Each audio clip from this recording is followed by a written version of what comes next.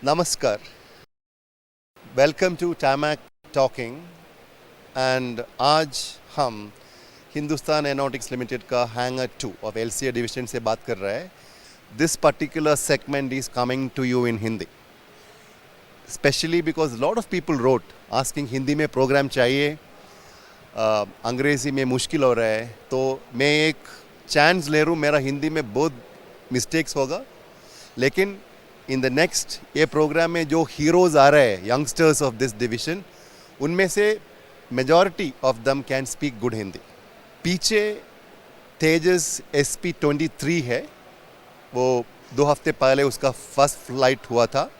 So I am going to ask all these new faces about the challenges they are going to face now in this post-pandemic period. Also, this is a time when HAL spirits are flying high because the 83 Mark 1A orders have come. So let's see what these youngsters have to tell us. मैं किशन बरेली उत्तर प्रदेश से, और मेरी चुनौती, सबसे बड़ी चुनौती यही है. अभी तक हम जो कच्चा माल देते थे 8 जहाज प्रति वर्ष बनाने के लिए, लेकिन अभी सबसे बड़ी चुनौती ये है कि एक साल में 16 जहाज बनाने हैं. उसके लिए मुझे पूरा मटेरियल जो जिसमें कच्चा माल है और कुछ ऐसा कल पुर्जे हैं जो बाहर से आते हैं, उनको लाके उपलब्ध कराना है हिंदुस्तान एरोनॉटिक्स लिमिटेड में, जिससे 83 एयरक्राफ्ट का जो सरकार ने हमको ऑर्डर दिया है वो हम पूरा कर सकें तय समय में.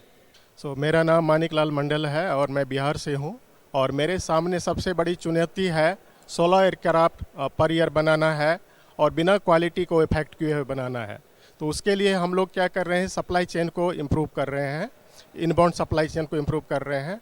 उसके अलावा जो है हम लोग लीड टाइम क्रैश कर रहे हैं. लीड टाइम क्रैश करने के लिए हम लोग जो है एक्चुअली स्किल डेवलपमेंट पे ध्यान दे रहे हैं, और उसके अलावा सप्लाई चेन पे ध्यान दे रहे हैं. सर, मैं स्ट्रक्चरल असेंबली, जहाज़ का निर्माण का गुणवत्ता, और जैसा सर बात कर रहे थे उसका लीड टाइम को कम करने की बात कर रहे हैं हम लोग. तो इसको कम करना इतना आसान नहीं है, क्योंकि हमें उसके लिए सब कुछ, हर तरह का टूल्स जो चाहिए, वो टूल्स को प्रॉपर वे में, उसको सही तरीके से बनने के लिए प्रॉपर टॉलरेंस, क्योंकि यहाँ बहुत कम टॉलरेंस के में हमें जहाज़ बनाना होता है. ये कार और उससे काफ़ी डिफरेंट होता है.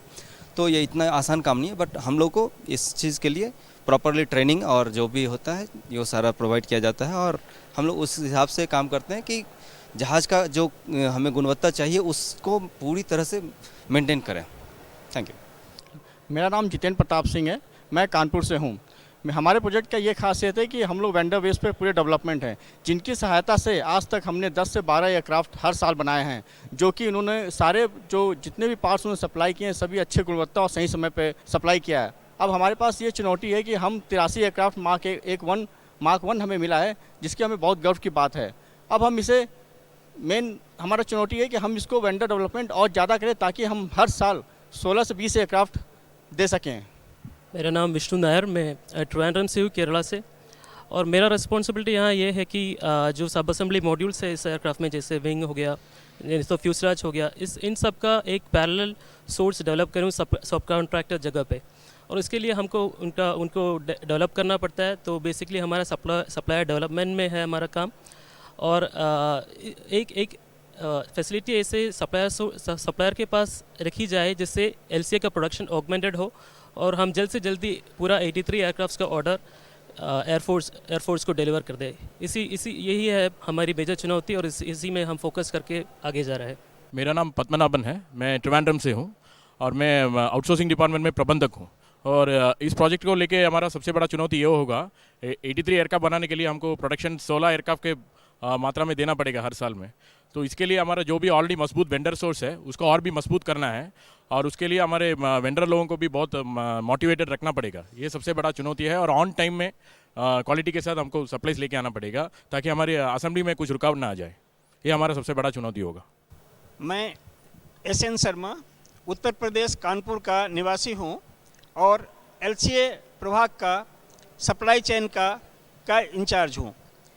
मेरी चुनौती है, अभी तक हम सारे कलपुर्जों से पूरा असेंबली का काम हमारे प्रभाग में करते थे, लेकिन अभी मुझे बाहरी स्रोत से विशेष तौर पर सब असेंबली आउटसोर्स करके मुझे बड़े बड़े असेंबली भी प्राप्त करने हैं। इसके लिए हमने पहले भी ऑलरेडी कुछ होमवर्क कर रखा है जो हमारे इस प्रोजेक्ट के लिए काफ़ी बड़े कारगर सिद्ध होंगे और बड़े बड़े मुख्य असेंबली को हम आउटसोर्स करके कुछ और से वेंडर डेवलप किए हैं, जिसके तहत हम कुछ असेंबलीज़ को जो छोटे छोटे हमारे वेंडर हैं, हमारे वेंडर पार्टनर्स, उनसे मंगवा करके और पूरा सभी को इंटीग्रेट करके अपने एलसीए प्रभाग में एज ए इंटीग्रेशन करके हम अपने उत्पादन को बढ़ाएंगे।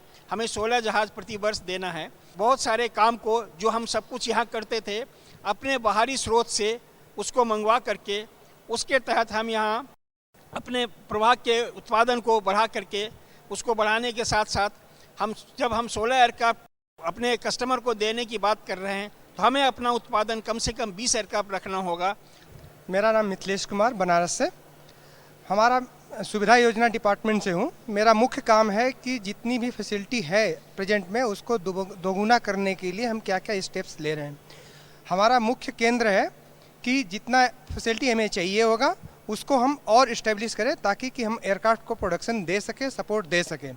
अभी हम समयबद्ध तरीके से हमने योजना बना रखी है जिसके अंतर्गत सिविल कंस्ट्रक्शन का एक फेज पूरा हो रहा है जो कि अभी इनॉग्रेशन होने वाला है माननीय श्री रक्षा मंत्री जी से 2 फरवरी को।